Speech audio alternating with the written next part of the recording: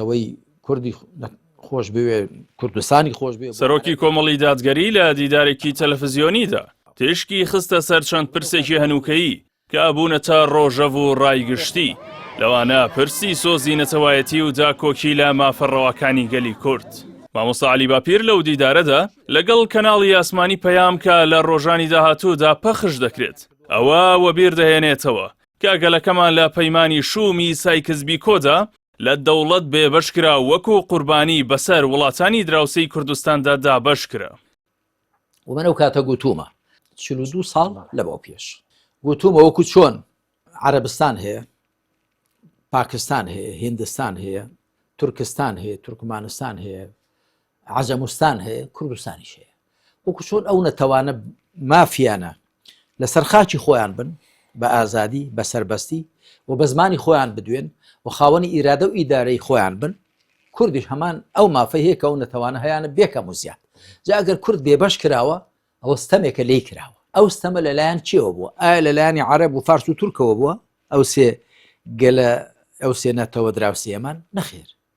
ئەوان ئەو کاتە بێچارە بوون لە ڕاستیدا لەلایەنی ئەو کاتە لەلایەنی پەیمانی شومی سایکس بیکۆ کە لە ساڵی 1916 زاینی ئیمزا کرا لە نێوانی رووسیا و بریتانیا و فەڕەنسادا و دوایش دەوڵەتانی دیکەش پشگیریان کرد لەلایەنی ئەو زلهێزانەوە ئێمە ئەو ستەمەمان لێکراوە لەلایەنی ئەوانەوە نیشتیمانی ئیسلامی بەگشتی دابەش کرا.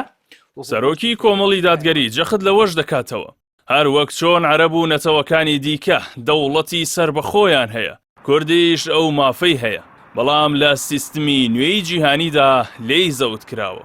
باکوور لەگەڵ باشوور لەگەڵ ڕۆژهەڵات لەگەڵ ڕۆژئاوا لکێندران هەر کامێک لەو پارتن لکێندرا بە هیچێک لەو وڵاتانەوە لەو دەوڵەتانەوە کە دراوسێمانن.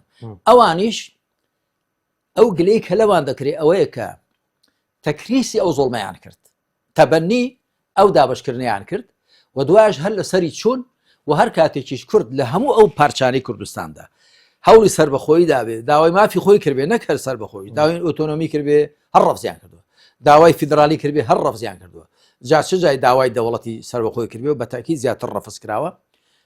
ئەو گلەیە لەوان دەکرێت ئەوەیە کە ئەو زوڵمەی سایکس بیکۆ لە گەلی کوردی کرد ئەوان تەبەنیان کردووە و لەسەر ڕۆیشتن.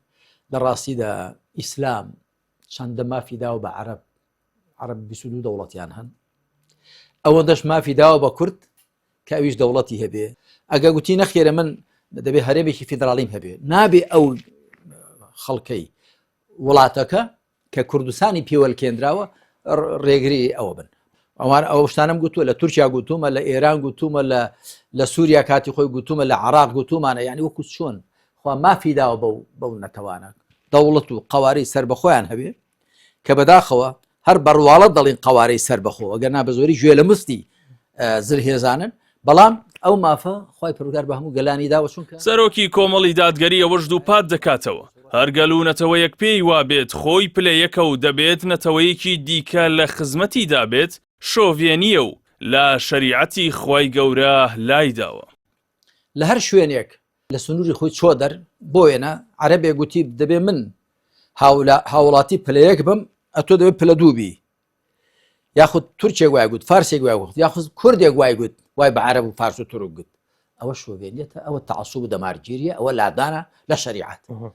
وەکو یەک، چونکە خوا سوبحانە و تەعالە وەکو یەک باسی گەلەکانی کردووە، وەکو یەک باسی هۆز و تیرەکانی کردووە، کەواتە هەتا لە چوارچێوەی دادگەری و یەکسانی و وەک یەکبوون دابێ ئەوە لەگەڵ شەرعدا جووتە کە لەو چوارچێوە چۆ دەر یەکێکیان کەڵکەڵەی ئەوە لە کەل لەدا هەبوو کە دەبێ ئەوی دیکە لە خزمەت مندا بێ، ئەوی دیکە دەبێ هاوڵاتی پلە دوو بێ.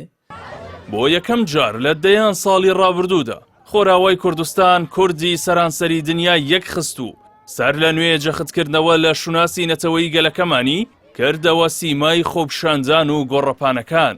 دڵسۆزانی گەلەکەمان هۆشداری دەدەن لەوەی ئەم دەرفەت و یەکگرتوویە ناکرێتە قوربانی ململانێ و بەرژەوەندیە حزبیەکان و هەمووان لە ئاسۆی دووری یەک ئامانج بڕوانن کەویش نێشتنی ستەم و نادادیە لەسەر گەلی کورد و نیشتیمانی کوردان.